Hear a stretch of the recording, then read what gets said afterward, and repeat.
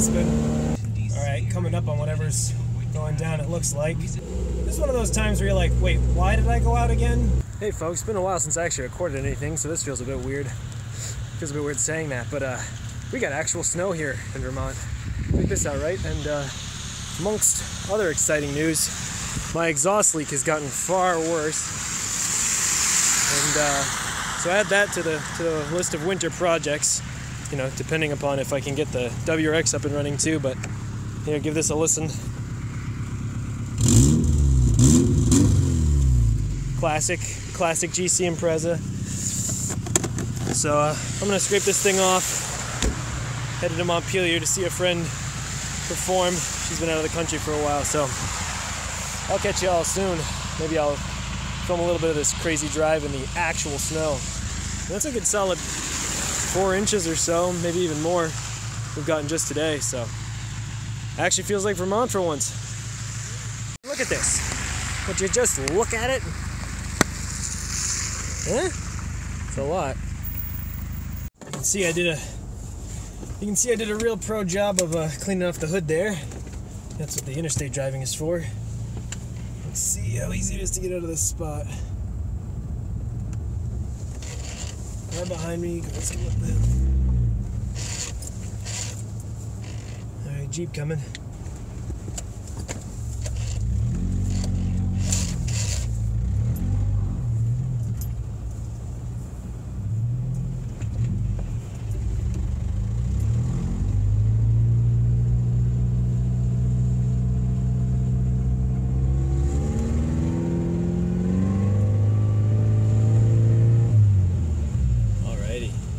We are on our way.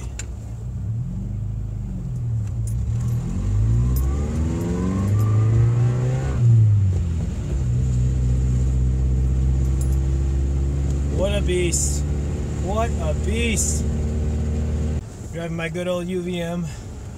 Don't the trees look pretty. Pretty typical winter in Vermont.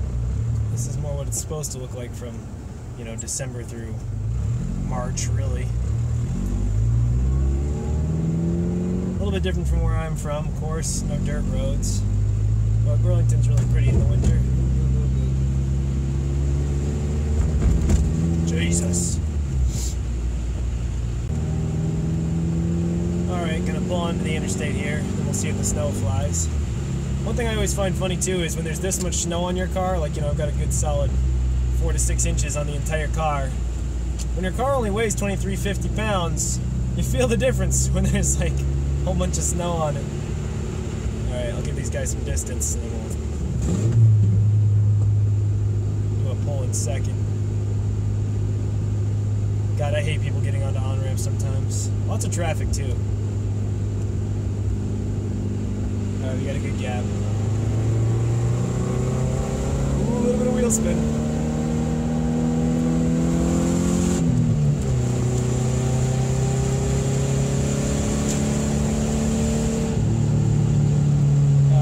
Snow blowing off as you might hope. Alright, now I'm in nasty traffic. Well, hopefully I get there safe, folks. Ugh, literally everyone is going 40 and a 55. The road's pretty much clear, but traffic and weather. So it'll speed up once we get a little further out. So while I'm driving in these conditions, I might as well go on a real quick rant for anybody who's still listening at this point in the video, whatever this video is. No, you can't get by with all-season tires if you live in New England during the winter. If you think you can, you're dumb. If you have gotten away with them many times, you're lucky. As someone who has had even bad snow tires, but just snow tires in the winter and gotten stranded, despite knowing my vehicle quite well and the roads quite well, when a blizzard hits like this, if you're in an area where, you know, the plows aren't active, you try to get home and you have bad snow tires or all seasons or God forbid summer tires, you will not make it. So if you're a newer driver or you're thinking about skimping on your snow tires, God, I'm sorry my car is so friggin' loud, but if you're thinking about skimping, my advice is don't. Buy some brand new tires from Tire Rack for $300 to $400 to whatever, even if it's $500. Switch them off once the snow is gone, switch them on just before the snow hits, They will last you 2, 3, 4 years if you're not driving an insane amount of mileage. And not only will they help you get where you're going and give you better control and potentially save you tons of money from an accident or being stranded or anything like that, but they could save your damn life. No, I am not the tire expert. No, I am not the winter driving expert. But as someone who has grown up in severe winter conditions for their entire life and has been driving in them for 11 years, plus all the years riding as a passenger and learning in it, I can tell you that real winter tires, we might be in a situation where we're proving my damn point here, hold on. Traffic up ahead. Real winter tires make a huge difference. I have Bridgestone Blizzak WS60s, which are like a 3-year-old design at this point, but I bought them brand new when they were on sale on Tire Rack, and these are by far the best snow tires I have ever had. And my God, switching to these from my Power King snow tires that came with this car that were free, but they were like studded, stupid, old school pattern, hard rubber snow tires. Oh, night and day. I mean, I feel like I can go anywhere in these things. I feel like I could drive into a field and just go in and go out and have no issues. But I can pretty much guarantee you there's some kind of accident up ahead. And when there are accidents like that in the winter, it's either just people driving like a friggin' idiot or people driving without snow tires. So, yep. And there's Mack trucks coming, and this makes me so uncomfortable because, you know, there's cars real close behind you, and you never know what the hell's going to happen. But, yeah, not sure if you can see all those lights off in the distance, but woohoo! I'll try to show you the accident if I find it. So that's my rant for right now, folks. Yeah, if you're living in the northern United States, Canada, whatever, and you're thinking about skimping on the snow tires, hell, even go on Craigslist or Facebook Marketplace and buy a used set of real snow tires from the last, 3 to 5 years tops, because you don't want to get old ones because then they don't work as well. And buy those and use them. A lot of times you can get a full set of tires and wheels for like $200 to $400 that will fit your car, especially if you don't drive some high-performance monster. And even then, you don't need really wide tires in the winter. That doesn't actually help you. And put them on your car and see the difference. Just do it. So I guess this video now is going to be partially a snow tire rant. But I'll update you when I can. Alright, coming up on whatever's going down, it looks like. I've just been cruising in second gear real damn slow. Well, here's a Mack truck with a backhoe. 7-wheel Subaru with a dent. Police. And looks like a bunch of tracks that lead off the road. Might have already pulled it, whatever it was that went off. 2 more cops sitting in the pull-off.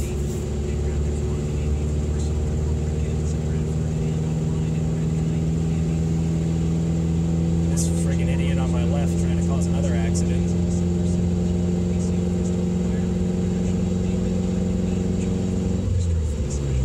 Alright, well, nothing that crazy, at least that I can see, but looks like somebody definitely went off the road. It's probably that Subaru, honestly, who knows. But, alright, I'll let you know if anything else crazy happens. This is one of those times where you're like, wait, why did I go out again? But, yeah, the interstate's pretty nuts. You can see that the ground's getting kind of covered. We still got tons of snow on my hood, which I kind of wish I cleared off, but no biggie. And yeah, it's not too sketchy yet, but oh god,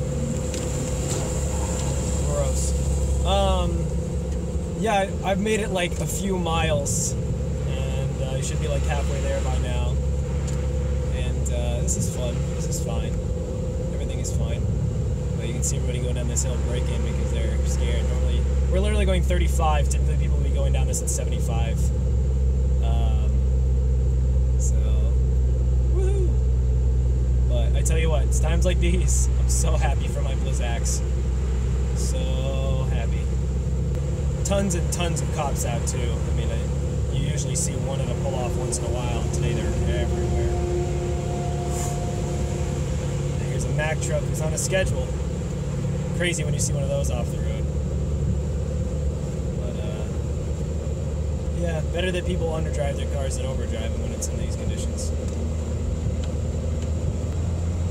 Hey, maybe I'll just throw this on a little time lapse for you.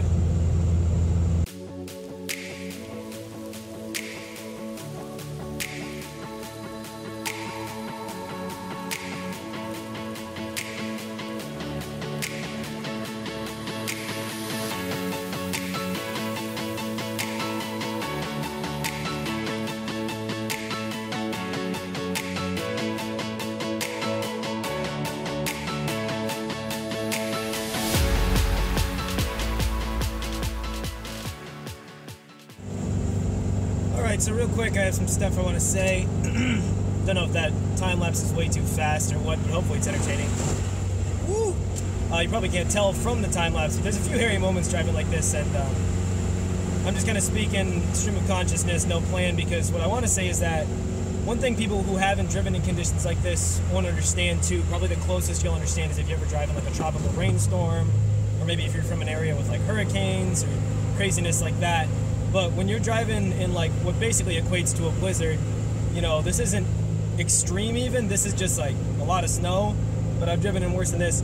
It takes like 100% of your concentration, and it's one of the reasons I feel like I'm a good driver, honestly, because I've driven in so many storms as bad as or worse than this one, and I have not been in any accidents in them because I pay attention. And it means paying attention to everything, the way the car feels, you know, listening to the tires, where the snow tracks are on the road. Right now you can see the road is glossy, which means that all the snow has melted, but that also means that it's fairly slick still, because all the little gaps that your tires can grip to are filled in by something. Could be water, could be snow, could be ice. And knowing the difference between those is hard, but it's important to know that there could be a difference. And changing lanes, one of the things is you'll see where the lines are in the road. A lot of times you can't even see them because they're covered in a little bit of snow and slush. And going over those, I mean, that's scary. When you want to change lanes, sometimes you really want to change lanes because somebody's going way slower than you want, or you don't like the way they're driving. But that means you got to go over that. And it's one thing too, I've been in a car before with one of my friends who had like a BMW X3 or whatever, and the traction control on cars today is so advanced that a lot of people have no idea how much work the car is doing for them. Because I was riding in the back of that and I could feel every time the tire would slip, and they were driving faster than I would be comfortable driving, but I could feel the car correct for every little mistake in the road.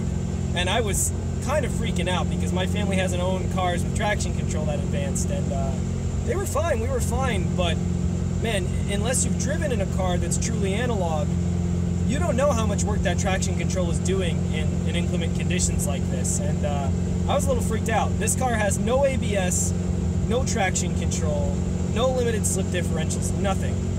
You know, it's like driving an old Honda Civic, and it's extremely analog, as I've said in one of my other videos, where I talk all about this car. And you know, if I stab the throttle, it stabs, and you can see, I don't know, if I go down to third right now and I slam on it, like you know, the car does what I say. If I was on slightly slippier roads, my front tires would have just spun there. And you know, if I hit the brakes and I hit them too hard, I'm gonna slide.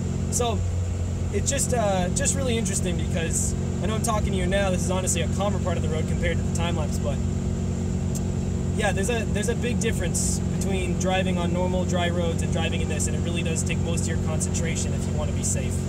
So be safe out there, folks. Back to time lapse. I'm officially late for the event I'm going to, but it's not a big deal. Just hope I get to see my friends sing, and wish some of my other friends were here with me.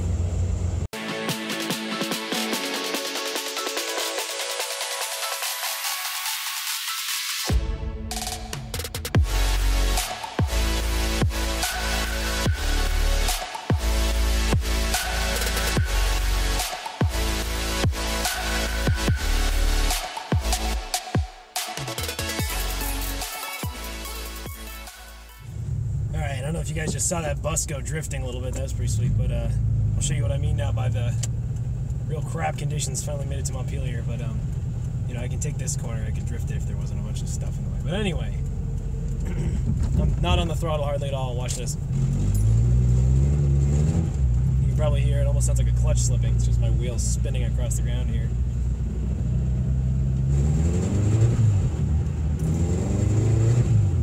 Yep, no traction. No traction. Alright, I'm almost where I'm going. Some quick shots of downtown Montpelier. It's pretty hectic right now, although it is quite pretty. Headed to a joint called Sweet Melissa's. Sorry, people trying to cross the street. Whew. Christmas time is here. bringing lots of cheer. I don't know that song, but anyway.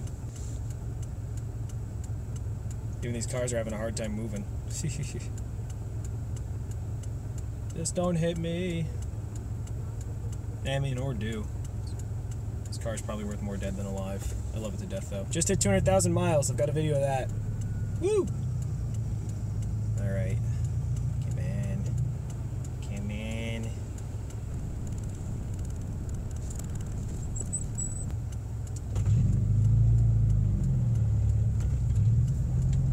Gotta make sure no idiots are trying to gun their way through the intersection at the last second, you know?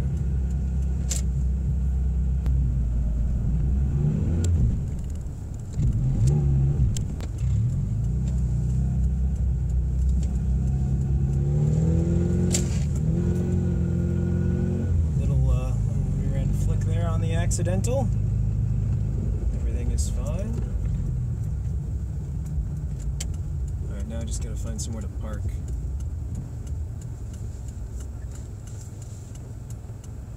What the hell is this cluster?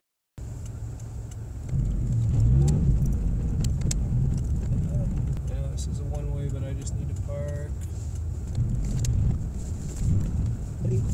Hopefully this is okay. Alright, made it. Alright, I had to find a slightly different parking spot and parallel park through that stuff, but did in fact make it, so I'm gonna go in and finally watch my friend sing. Okay. I'm so glad I came along that way to leave. If I had your hand, leave you dancing where to go. Well, I'm going to sign this one off right here. I got home, as you can see, car's over there. So, thanks so much for watching, everybody. It's a hell of a drive. I have a whole time lapse of the way back. It was even worse than on the way there, honestly. But thanks so much for watching. I'll see you soon on 802 Garage, folks. On dit que les distances manquent bien de nous. Ils ne dort rien et on me promet-tu.